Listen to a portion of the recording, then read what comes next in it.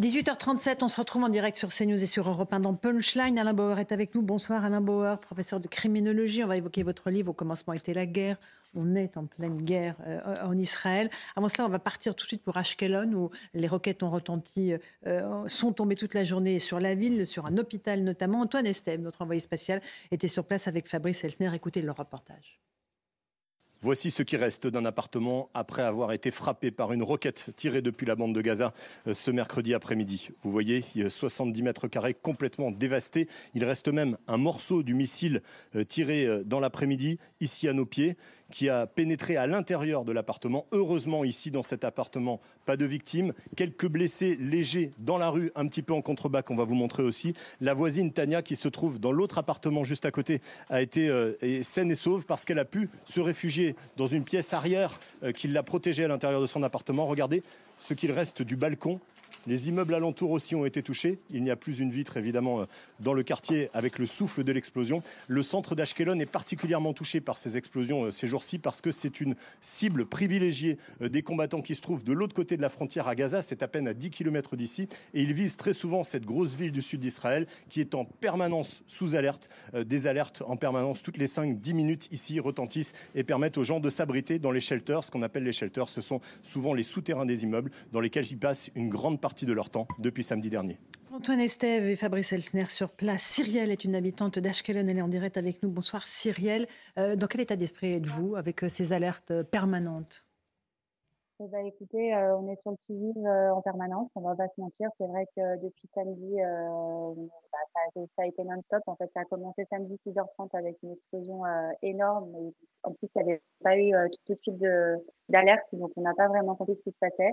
Il faut savoir qu'ici, on est à 15 km de la bande de Gaza, donc on a entre 20 et 30 secondes selon l'endroit où vous êtes dans la ville pour se mettre à l'abri. Donc c'est quand même très rapide, déjà juste le temps que vous compreniez ce qui se passe. Il faut déjà être à l'abri.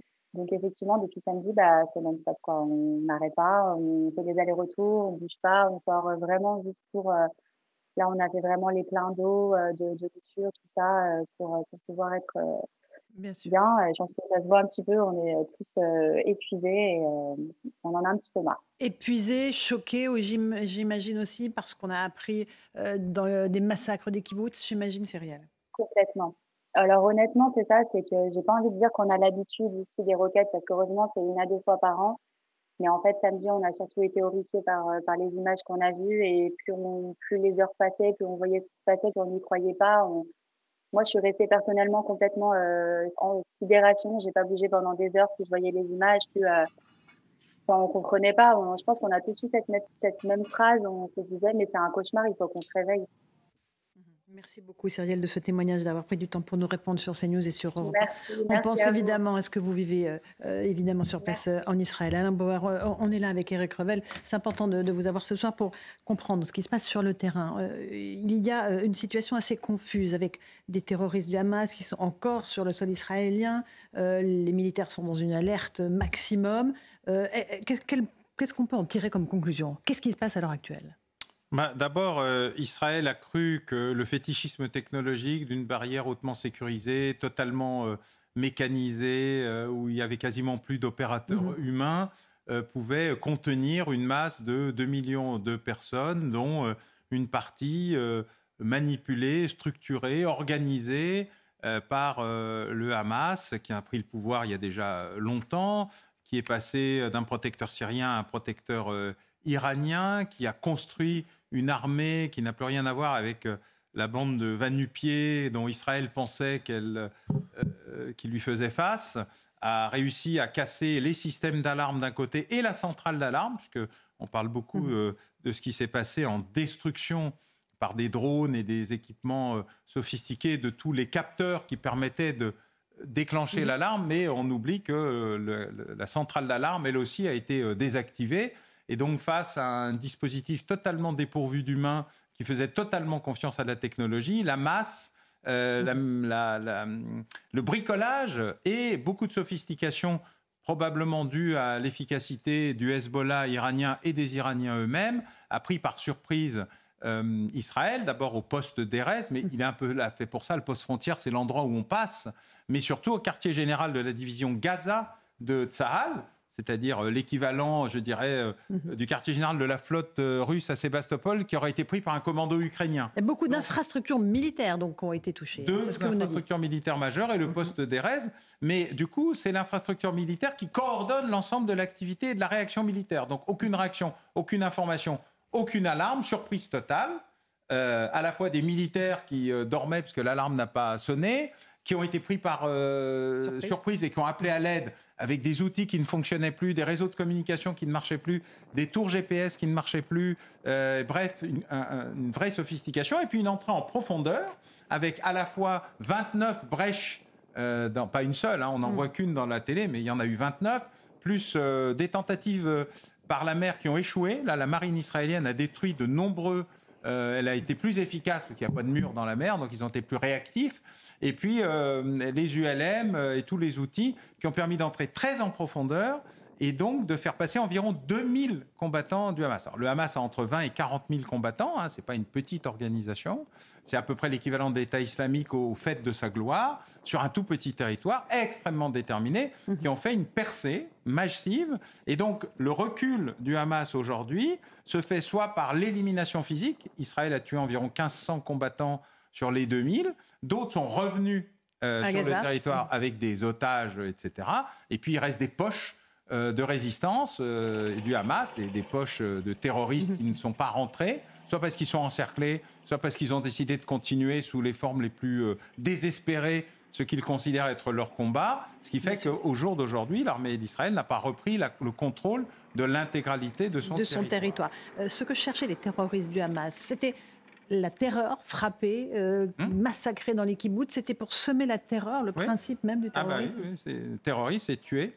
C'est semer la terreur, c'est créer la terreur, c'est diffuser la terreur, filmer la terreur, diffuser la terreur sur les réseaux sociaux, montrer à la fois les effets de la terreur, le meurtre quand il se commet et les effets du meurtre ensuite. C'est-à-dire le traumatisme chez les gens qui regardent ces vidéos, c'est ça. C'est le but. Terroriser, c'est créer les conditions de la terreur, de la peur sur des populations qui ne sont pas des États ou des organisations militaires. Ce n'est pas une guerre classique où la manipulation et l'information fait partie d'eux. Ce ne sont pas des dommages collatéraux où on dit je visais un quartier général mais il y avait un marché à côté.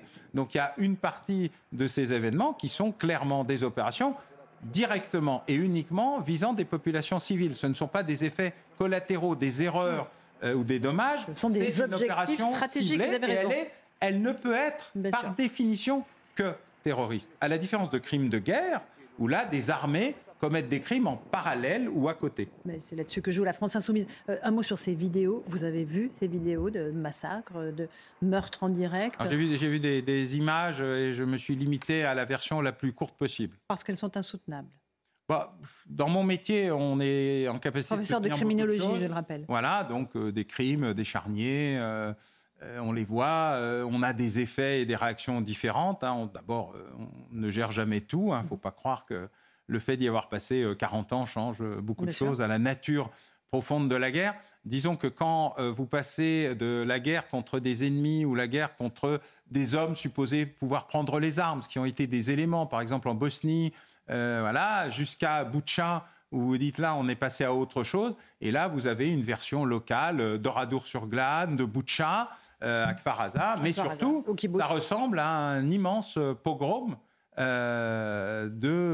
d'avant. C'est-à-dire ce dont on vous parle quand il y a encore quelques survivants ou dans les livres, vous avez quelques images d'archives en couleur sépia, en noir et blanc. Là, vous avez la réalité, un retour, un rejet terrible de l'histoire, où pour la première fois, on tue des gens, non pas parce qu'ils sont des dangers, non pas parce qu'ils pourraient porter des armes, non pas parce que je ne sais pas.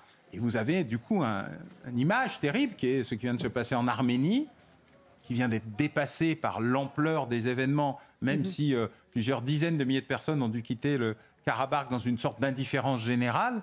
On est face aujourd'hui à une explosion, une multiplication des événements. Et d'ailleurs, quand j'ai commencé à écrire cet ouvrage, page 26, en passant, j'ai dit, dans les enjeux à venir, il y aura une nouvelle intifada palestinienne, elle se prépare. Mais là, c'est une intifada totale, c'est très largement au-delà de ce que moi-même j'avais imaginé pouvoir arriver. Et quand vous regardez le positionnement de l'Iran, sa capacité à vouloir tuer les accords d'Abraham sont les accords qui devraient permettre à Israël de rétablir des relations normales avec les États arabes. En fait, c'est le champ du signe du Hamas et sa dernière carte. Le champ du signe, car il sait que si les accords d'Abraham sont définitivement signés, la question palestinienne va devenir une variable d'ajustement. Et donc la question va se dissoudre dans autre chose. Et ils ne peuvent pas se le permettre. Et ils ne veulent pas se le permettre. Leur impopularité à Hamas est aussi importante que l'impopularité du Fatah en Cisjordanie. C'est inversement proportionnel. Mais ils ont besoin de se recréer une capacité de nuisance pour casser les accords d'Oslo sur 2 États qui étaient déjà morts-vivants, mais là, pour casser les accords d'Abraham qui étaient la dernière chance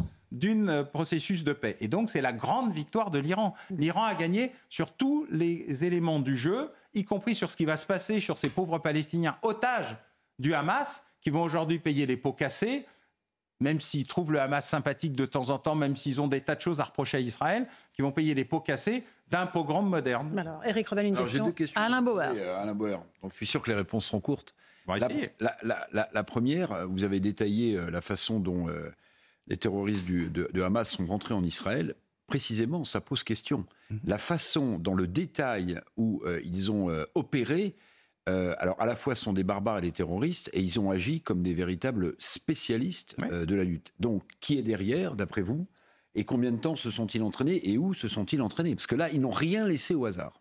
Alors d'abord, je connais beaucoup d'ingénieurs palestiniens, ils sont hautement sophistiqués en matière d'ingénierie, de compétences, d'expertise. Il ne faut absolument pas sous-estimer ce que les Palestiniens produisent, qui sont du même niveau. Le Hamas produit même ses roquettes à Bien Gaza. sûr, mais donc c'est une démonstration de sophistication, parce que tout le monde parle de roquettes, il faut arrêter, ce sont des missiles. Oui. La roquette, c'est un truc artisanal qui fait poum-poum. Là, comme vous avez pu constater, vous avez vu jusqu'où ça va, Tel Aviv, Jérusalem.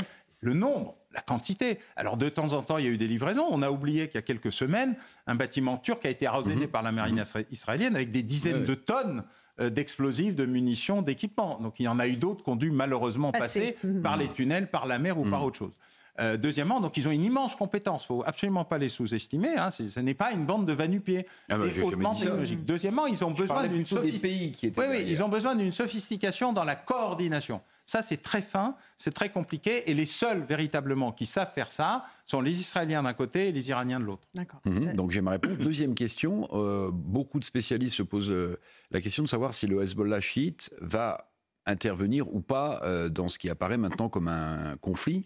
Il y a un sujet que vous n'ignorez pas, qui sont les gisements gaziers et pétroliers, qui sont en discussion entre le Liban, précisément, et Israël. Le Hezbollah va-t-il intervenir et les intérêts économiques, notamment d'un pays comme le Liban, qui est à genoux économiquement, vont-ils prévaloir sur cette volonté ? Alors, sans dire de bêtises, je crois que le Hezbollah avait donné un accord au gouvernement libanais pour qu'il signe l'accord de partage gazier avec Israël. Absolument. Donc, le Hezbollah est très près de ses sous. Il sait ce qu'il veut. Deuxièmement, il hésite. Pardon. Il a besoin de montrer sa solidarité, mais pas trop. De montrer ses muscles, mais pas trop. De bloquer une partie de l'armée d'Israël au nord pour qu'elle évite d'aller trop au sud. Et vous avez vu qu'une très grande partie des forces qui défendaient la frontière ont été basculées vers la Cisjordanie du fait d'une tension qui avait été montée pour la circonstance ou pas. Organisée d'ailleurs le 2 septembre. Partie du plan. Oui, le 2 septembre à Beyrouth, les Iraniens, le Hezbollah, le djihad islamique et un peu plus tard dit, alors les premiers on a la photo, donc c'est pas une rumeur, et un peu plus tard dit le Wall Street Journal, avec le Hamas, ont créé les conditions d'un enfumage des Israéliens pour leur faire bouger une partie importante de leurs forces au nord, où ils attendent comme d'habitude une offensive du Hezbollah, et surtout en Cisjordanie, où ils ne comprenaient pas très bien ce qui se passait, mais il y avait une montée des tensions considérable, plus une dizaine de jours de combat au mois de mai. Donc ceci fait partie de cette opération, mais la sophistication générale, c'est clairement signé. Alain Bauer, on a commencé cette émission en se posant la question de l'inquiétude des autorités françaises que ce conflit, évidemment, ne surgisse aussi en France à l'occasion d'actes antisémites ou d'affrontements communautaires. Est-ce qu'il y a un véritable risque à votre sens ? Depuis 1980 et les attentats de la rue Copernic, la France a toujours été victime, à un moment ou à un autre, d'attentats non pas liés à sa politique, mais à des effets secondaires de ce qui se passait au Proche-Orient. rue des Rosiers, et vous en faites une liste qui n'en finit pas, à la fois d'élimination sur le territoire national ou d'attentats contre les intérêts français. Et je ne vous parle même pas de l'immeuble Drakkar à Beyrouth, donc, où nous avons perdu de très nombreux de nos soldats. Donc il y a un enjeu majeur. La France fait partie historiquement des accords Sykes-Picot et de la relation complexe de la gestion du territoire large, Syrie, Irak, Liban, Israël, Palestine, etc., avec les Anglais. Et donc, ce risque existe. Et d'ailleurs, je vous rappelle que lors des attentats de novembre, qui ressemblent beaucoup à ce qui s'est passé notamment pour la Rave Party, du Bataclan, novembre 2015. L'idée de M. Annani, le ministre des attentats de l'État islamique, c'était de casser la société française après les attentats, créant des pogroms anti-arabes pour créer une guerre civile. Ça n'avait pas marché parce que, d'abord parce qu'une partie des victimes étaient eux-mêmes issus de la communauté, que les attentats de Nice ont encore rajouté à cette situation. Et donc, tout le monde a considéré qu'un attentat terroriste n'était inacceptable pour tout le monde, ce qui était la bonne chose. Là, l'enjeu peut exister, le risque existe. Le ministre de l'Intérieur l'a dit très clairement. L'a pris en considération. Et donc, il ne faut pas sous-estimer le risque, il ne faut pas le surestimer non plus. Ça dépendra de la position et de la posture de la France. Si je peux me permettre, Éric Revel. ça s'ajoute, le contexte actuel, à une tension déjà dont vous étiez fait l'écho, c'est-à-dire la crainte d'attentats islamistes en France. On a même parlé de potentiellement plusieurs Bataclans. Oui, donc alors ça s'ajoute à ces tensions. Oui, bien sûr. De toute façon, rien ne disparaît jamais. Soit on passe d'un élément à un autre, le second ne disparaissant pas mais restant là, soit vous avez un effet cumulatif avec une multiplication de risques. Le ministre de l'Intérieur a raconté et indiqué très justement le nombre d'attentats empêchés du fait de mesures désormais proactives. On est passé de 5 attentats empêchés avant les attentats de Nice en 2016 à près de 50 depuis. Donc on sent bien que les services de sécurité intérieure ont pris la mesure du risque, mais ce risque existe toujours et il est effectivement cumulatif, d'autant que nous avons des risques d'ultra-droite, d'ultra-gauche, d'ultra-écologiste, d'ultra-djihadiste. Chacun peut avoir sa petite volonté d'exprimer par la violence et par la force ce qui lui paraît n'être pas entendu par le dialogue politique ou médiatique. Mais ce risque est considérable. Il est pris, je crois, à sa juste mesure.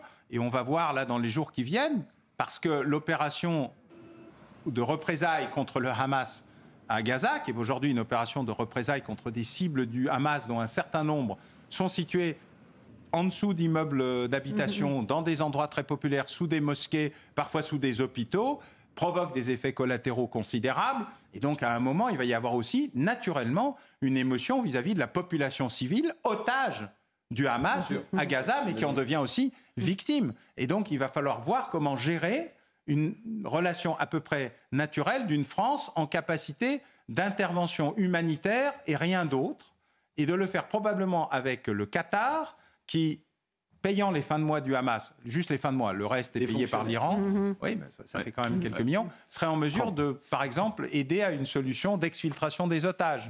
Si déjà la France arrivait à faire ça, on n'aurait rien à lui reprocher. Pour le reste, elle n'est pas vraiment dans le jeu. Alain Bauer était notre invité au commencement était la guerre, l'enfer qui nous attend aux éditions Fayard, chose vue. Merci beaucoup d'être venu ce soir dans Punchline sur CNews et sur Europe 1.